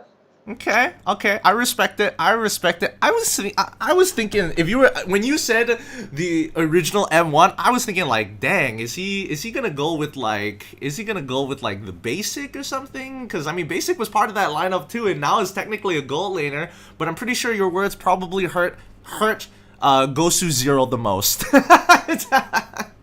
He's just like, you prefer the general over me? Come on. That's my choice. That's my choice. All right, I appreciate. Man, those are some fire teams. I'm not gonna lie. Those are some really fire teams. Damn, I wish they could have an all-star matchup with that. Non-Southeast Asian players going at it. Okay, with that being said, it's time to go through the Q&A. Hopefully, you guys get a bit of a blast from the past from some of these players that you may or may not know. All of them can be found on Liquipedia. Go type them up, and you can see their accolades. Let's have a look at some of the questions here. For Cheffen the Building, as some may call you, or Cheffen the Cook, the boy who loves head and shoulders and loves to give head. Okay. Do you think that traveling 7 to 8 hours to reach the MPL ID venue is worth the effort? If yes, why so? Well, it really depends on what you're trying to look for. The first time I do it, it's not so much for the money; it's for the opportunity. Um, you know, uh, the rate does cover the fee that I have to use when I try to go to the venue and go back to my home.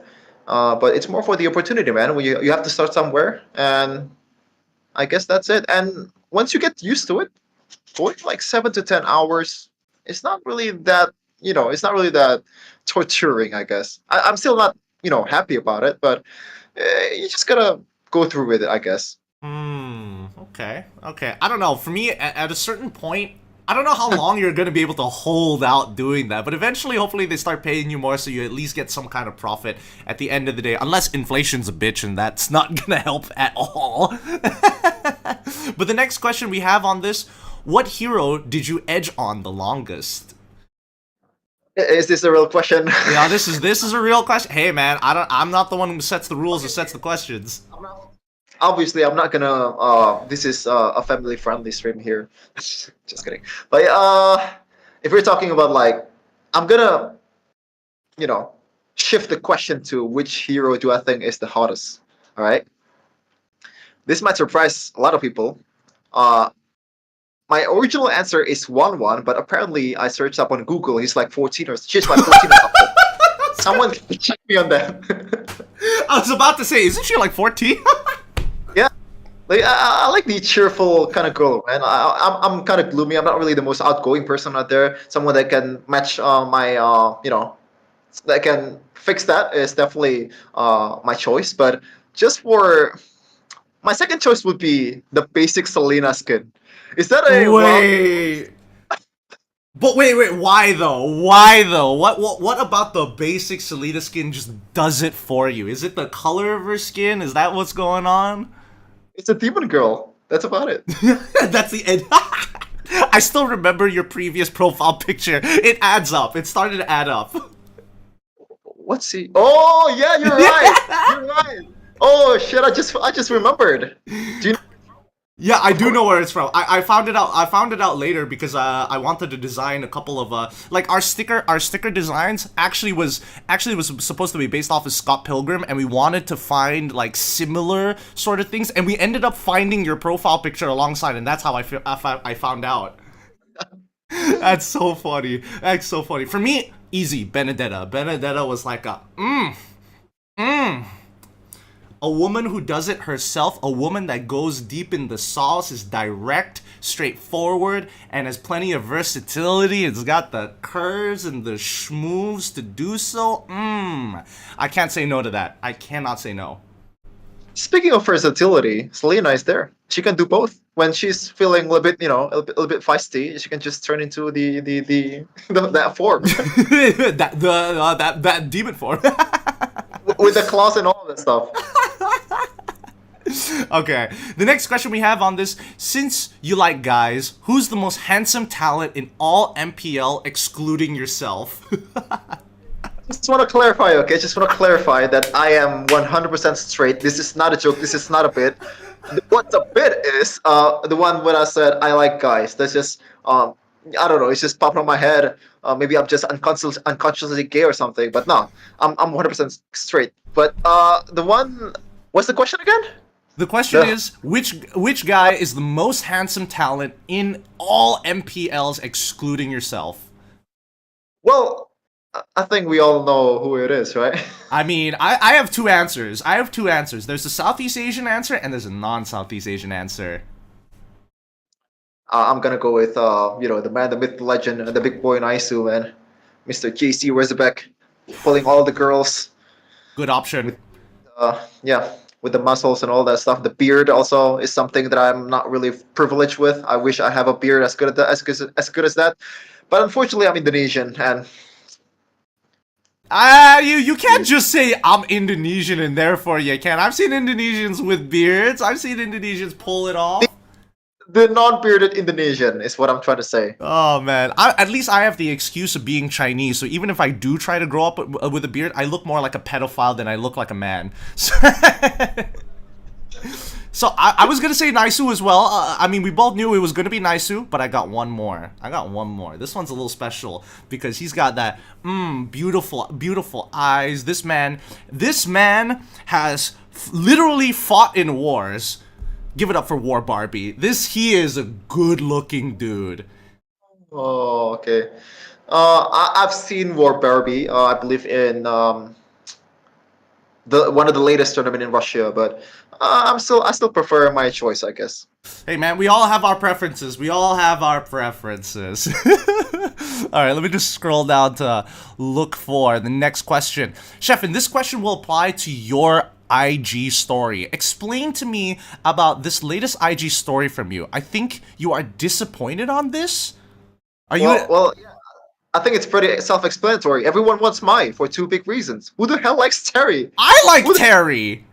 No, fuck Terry. What is wrong with you? What is wrong with Terry? Wait, hold on. Have you ever played KOF? I've never played KOF, but I know Terry Bogard. I know Mai Shiranui from some of the webs from KOF. So yeah, it's not. I like Mai more. Okay, it's not like you spent extensive hours on Wattpad or anything like that. Nothing of that sort, right? More commentary, please. I like the Mobile Legends Mai more than the KOF. I like the undershirt. I think it's a bit more tasteful than what KOF offers. Okay, fair enough. I mean, this is KOF 97, so that's the 97 skin. Yeah, they had to be a little bit PG on that one. If it was the original skin, or more so the latest ones, that one, I would agree with you, probably not meant for kids, but this definitely shows age. People who play KOF are like, yeah, give me Kyo, give me Terry Bogard. That's the way to go. They were definitely part of my team. I was about to say threesome, but then I realized that not everybody knows how people... Because it's a fighting game where you make a team of 3, and then then you fight with the other person's team in... look, it's a whole thing. I'm not going to go into it. Question 2 coming in from Mio. Last time, you experienced a lot of banters, mostly Filipino. They came for you because of the statement you did during Season 12. Now on Season 13, are you experiencing more banters than before? Also not referencing the word banters to your favorite football team. Absolutely not. And by the way, keep that football team out of your mouth. All right, Will Smith. Okay, I'll calm down. All right. Jackson asks, same question I asked Gani last week. If MLBB is to be included in the next SEA Games, what is your dream team for Indonesia?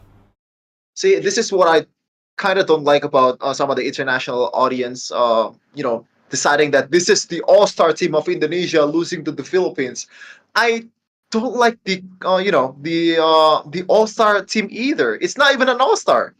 For me, like it's better to pick out a team that already fits, that already has the chemistry, and just send it to the Sea Games. But you know what? For the sake of the question, I'm just gonna answer this. Just who are the best players on each roles for Indonesia? Mm-hmm. For mid, obviously Suns. For oh shit, it's kind of harder now. By the way, Yeah, right? With the imports and stuff like that. And then now you have to start thinking about some of the rookies too.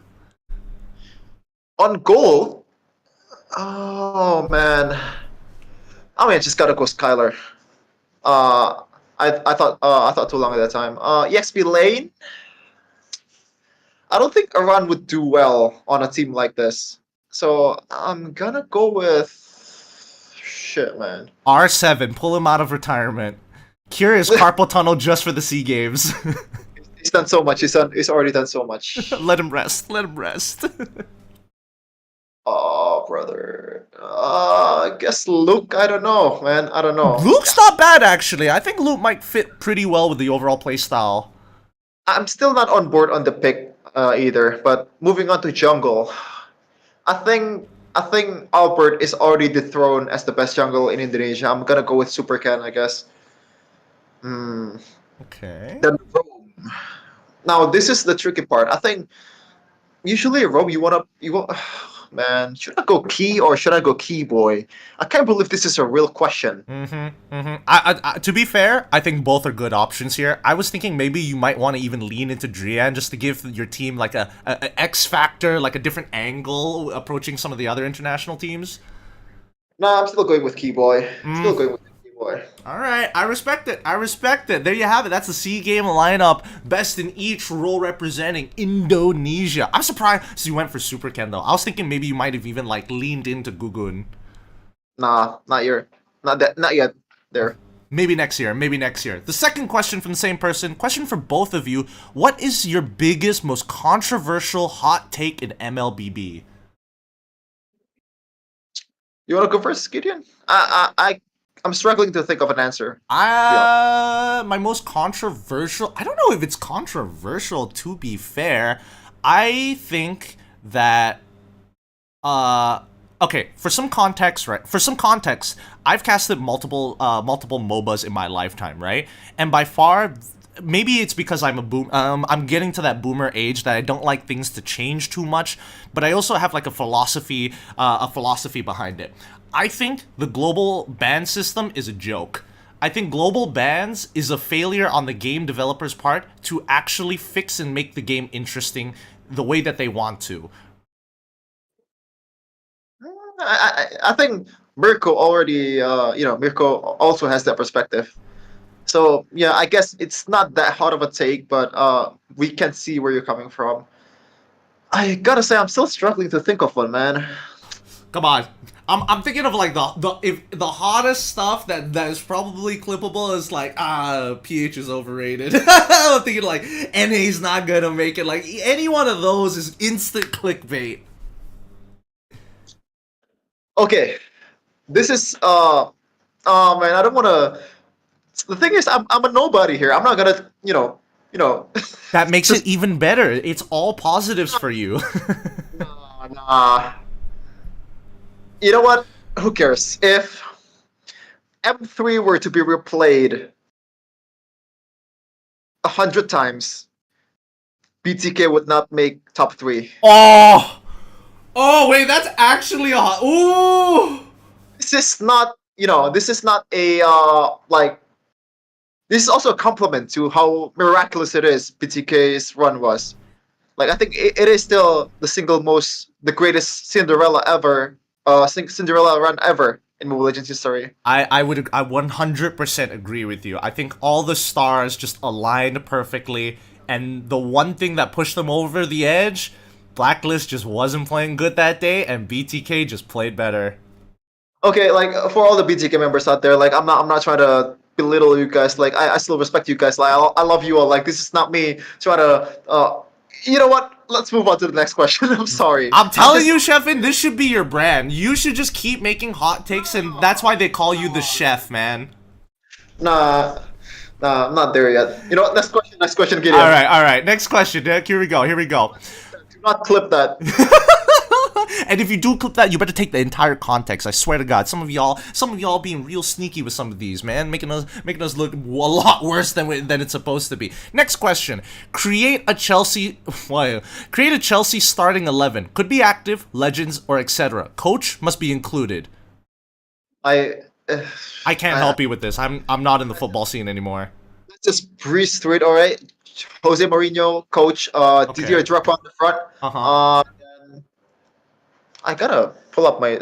You know what? Let's just right back. A lot of people might say Ivanovic, but Aspilicueta is my idol in Chelsea. I'll pick John Terry. I'll pick hot take Antonio Rudiger because that's also one of my favorite pop player in Chelsea. Left back, I'll take Ashley Cole. Keeper, no brainer, Peter Cech. We're going Ooh. 4-3-3 here. So in the middle, we're gonna go with Frank Lampard, obviously, um, and Golo Conte, and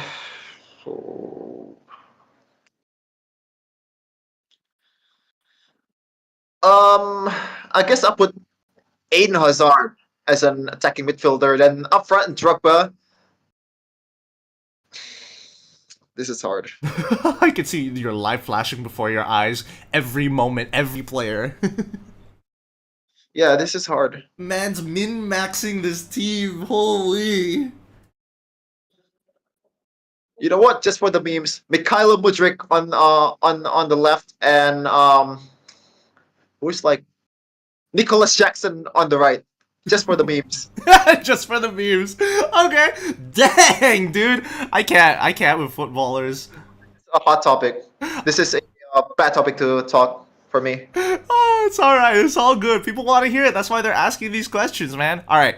Top 5 yachts in MLBB skins they released since 2017. Damn, you guys are real thirsty on this with Cheffin, huh? Like I don't mind answering that, but like I don't think I could think of an answer unless I see the product. You know, Are we talking like we talking splash art, we talking character model. There's a big difference between the two. so. I guess number one would be Ballman. Oh yeah. I can see that. I can see that happening for sure. Well, let's just move on. Let's just put Ballman there on top five. I Yeah. don't really think of other stuff. Okay, this one is more MLBB related, right? This one's for you, Cheffen. What team do you think can beat Onic in a best of 5 or a best of 7 in playoffs?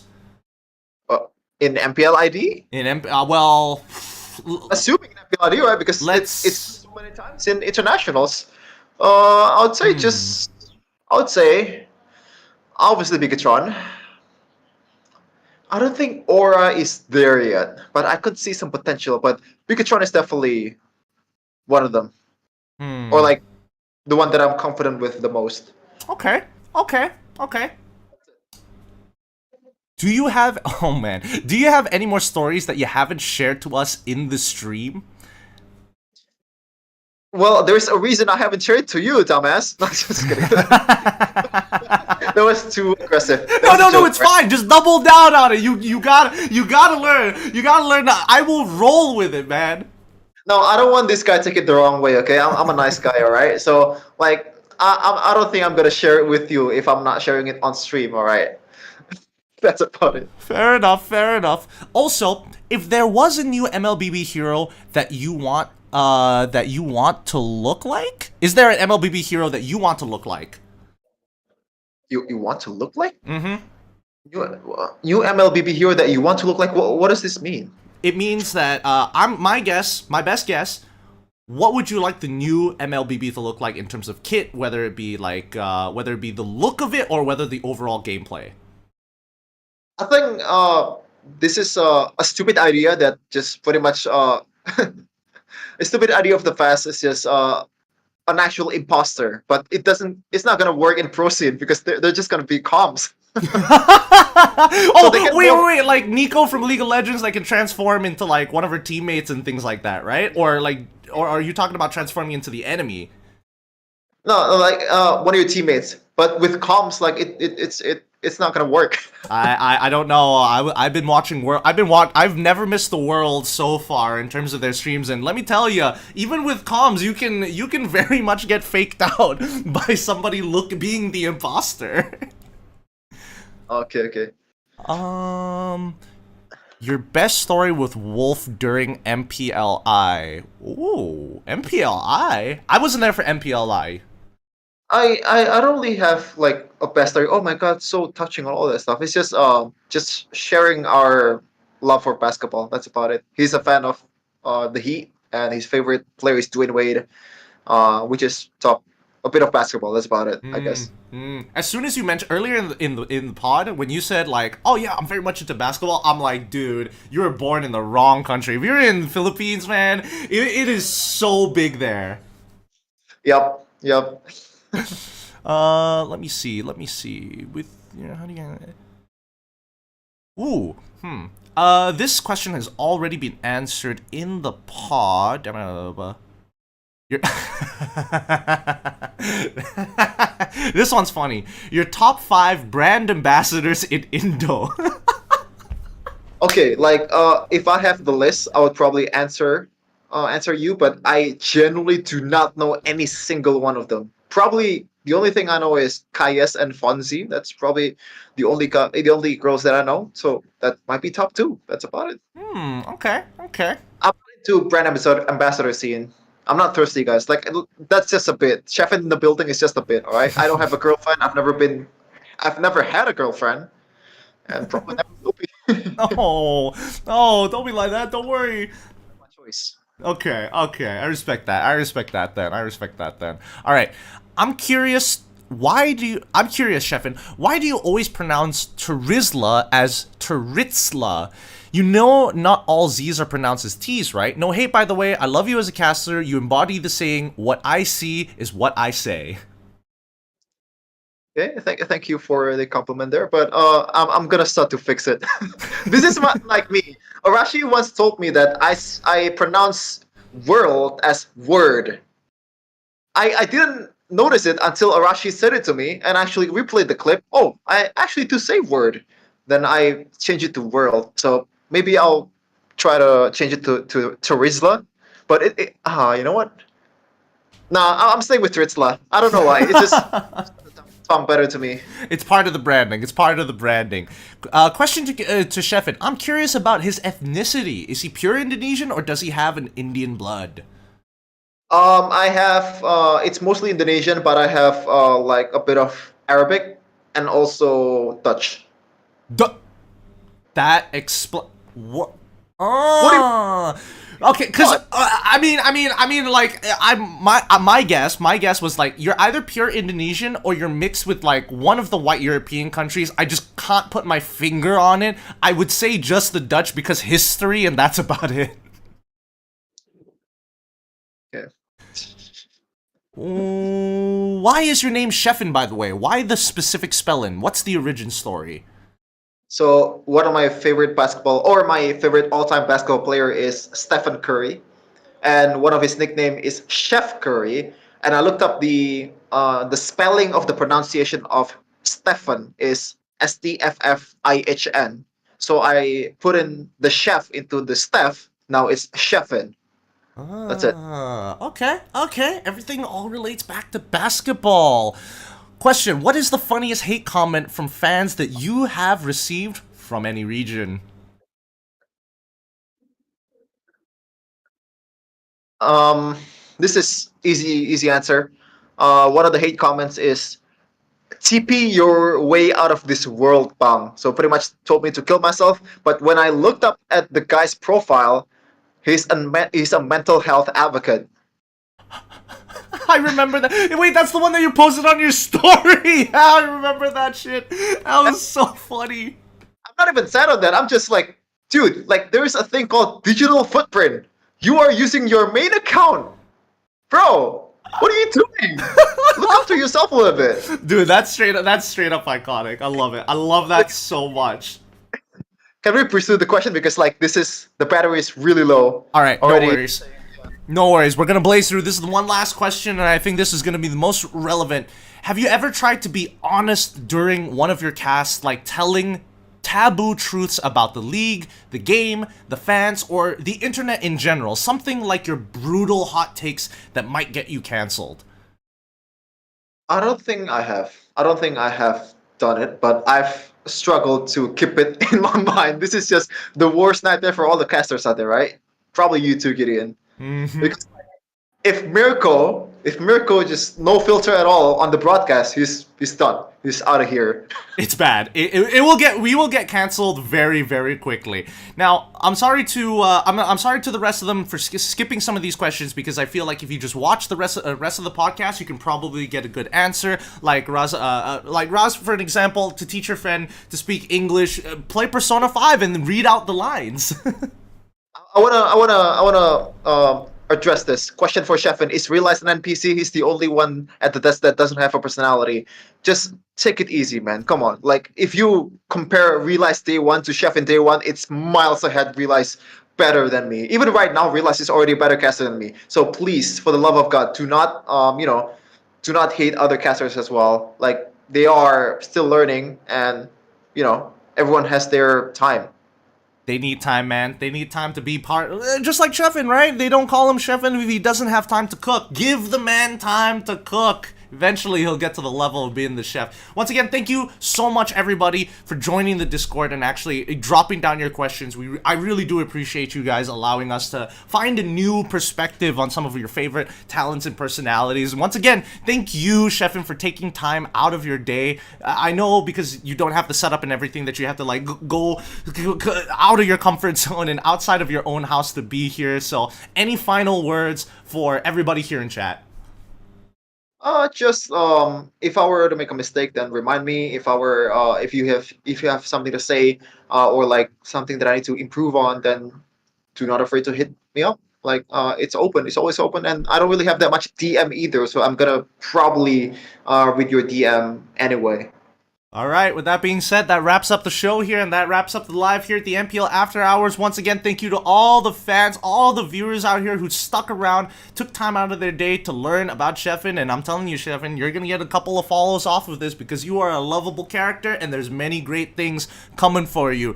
Time to say our goodbyes, please, please. Go ahead, start waving to the camera, say goodbye, bye everybody, thank you for being here, thank you, bye-bye, oh, yep, dab on them, we're gonna keep this up, keep it up.